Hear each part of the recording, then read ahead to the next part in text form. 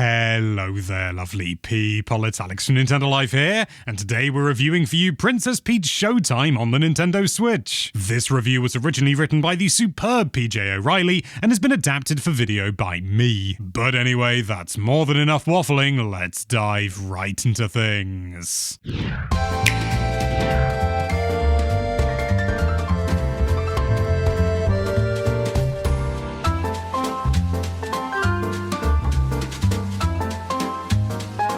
It's kind of hard to believe, especially given how ridiculously popular the whole Mushroom Kingdom is, that we've had so few games starring its actual ruler as the protagonist over the years. Yes, there was Princess Toadstool's Castle Run on Nelsonic Game Watch efforts back in 1990, which is technically Princess Peach's very first leading role, which, we're gonna be honest, you probably don't need to rush out and buy. And Super Princess Peach on the DS, but nothing that feels like a proper turn as the core of a full-on adventure until now. Yeah, whilst we were fully expecting this to be a very throwaway sort of experience given the above track record, as it turns out, Princess Peach Showtime is easily Ms. Toadstool's finest hour and a far more engaging romp than we had prepared for. It's still 100% a game aimed squarely at children, mind, and there's not really a whole ton of challenge for those seeking it. But for younger gamers, for relatives or friends sitting down to have a good old Nintendo sesh with smaller kids, there's a whole lot of fun to be had with this one. The story in Princess Peach Showtime sees Peach thrust into action against the evil Madame Grape and her Sour Bunch as they take over the Sparkle Theatre,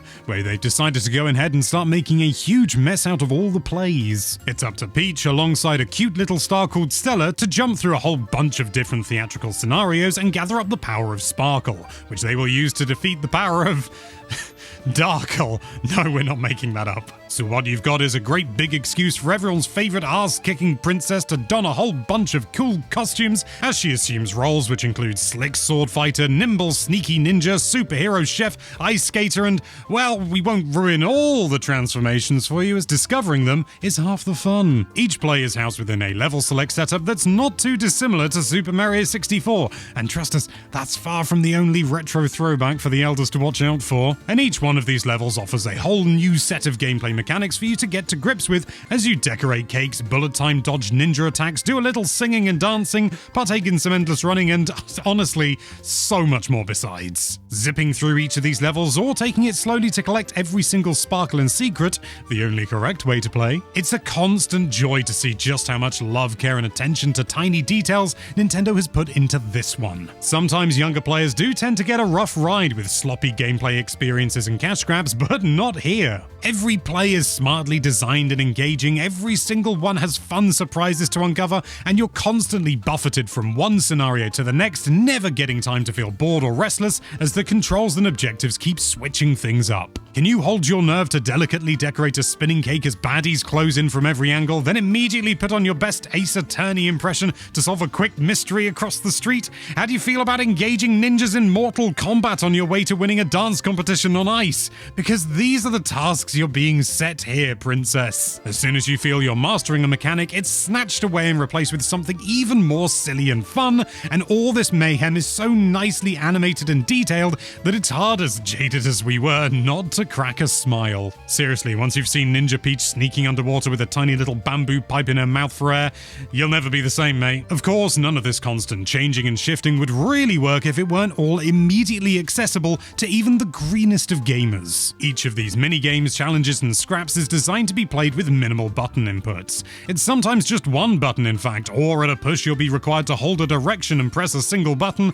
so there's really no barrier here for quite young kids indeed, if instructed and supported properly by an older buddy. Within about an hour or so of booting this one up, we'd fully shifted away from a wary if not weary mindset to being completely and utterly engaged, genuinely having a very nice time indeed, thank you very much, and that's to say nothing of the two young'uns that were playing with PJ when he went romping through with it. Suffice it to say, they were enthralled. Is it a shame there's no multiplayer? Well, a little. It certainly would have been nice to all play at the same time, but you know, it's a concession worth making for a game that feels unique to itself. We've got the Mario Bros games for that type of carnage after all, and swapping a controller around works perfectly fine between pals. And anyway, this is about Peach. She's the star of the show this time, finally, and nobody else is sharing that flippin' limelight. As you progress through the campaign, you'll open up more floors of the Sparkle Theatre, as well as more more stuff we're not allowed to mention. Each play has 3 acts through which Peach progresses and evolves as that particular hero, and you've got a whole bunch of surprisingly robust big boss battles to engage in as well. You'll need to be eagle-eyed to hoover up all the sparkles in a stage first time around,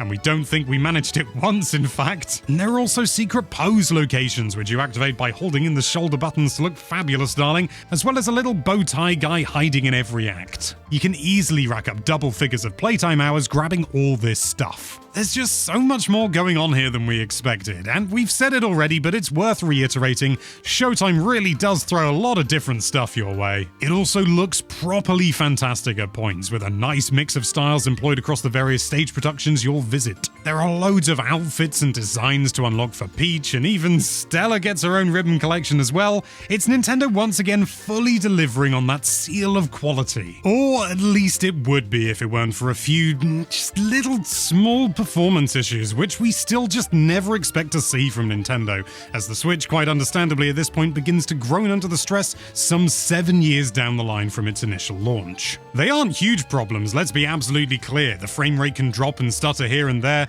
once or twice quite noticeably, and there's a blurriness to handheld at points that threaten to dull the sheen of the whole endeavor. But it's not a fast-moving or challenging game, so these little bumps can be forgiven a little bit more than usual, seeing as they aren't at any point directly affecting our ability to complete tasks, even if we do wish they weren't there. And so, in the end, what we've got with Princess Peach Showtime is a fantastic kids game that revels in its creativity and silliness, throwaway mechanics, great big goofy bosses, and just straight up old school fun. It's far more adventurous than we'd expected, less about fashion and more about being an all-conquering badass, and if you can look beyond the odd stutter and a few patches of blurriness now and then, we reckon you'll have a great time with this one, even more so with some young Peach fans along for the ride. Princess Peach Showtime sees Nintendo finally give everyone's favorite imaginary princess the rollicking adventure she deserves. We had expected a rather throwaway offering here, a bunch of mini-games and Mario-like platforming maybe, but what we've got is one of the better kid-focused games on Switch. There's creativity, style, and fun to spare here,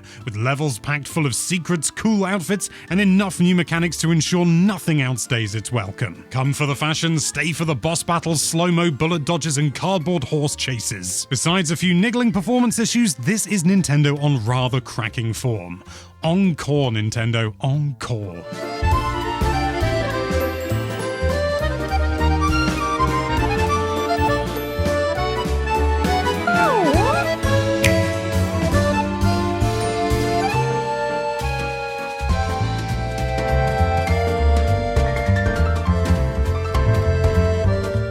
You've reached the end of the review, and that means it's time for Alex's personal thoughts, and generally, yeah, I just completely agree with PJ, but I've got a few extra things to throw in. One area that I think is really impressive with this game, and to be honest, I think this is where the performance issues rear their head, or at least the cause for them, is the lighting. The lighting, on the face of it, may not look, sort of particularly grand or exceptional, but I do think, from my admittedly not entirely trained eye, there's some pretty impressive stuff going on here.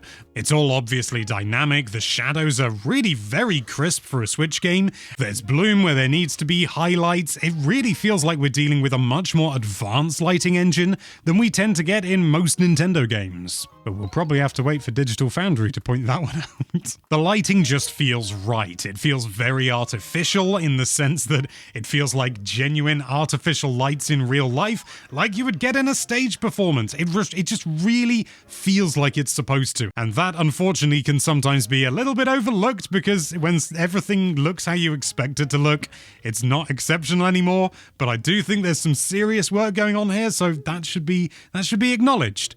So I'm acknowledging it. It's just a really simple, engaging, fun time. You may look at it and you sort of think, oh, I don't know whether that's my kind of thing.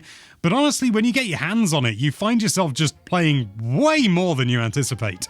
It's a really bizarre and kind of intoxicating experience. What I'm trying to say, if I boil it down, I like this game. It's good.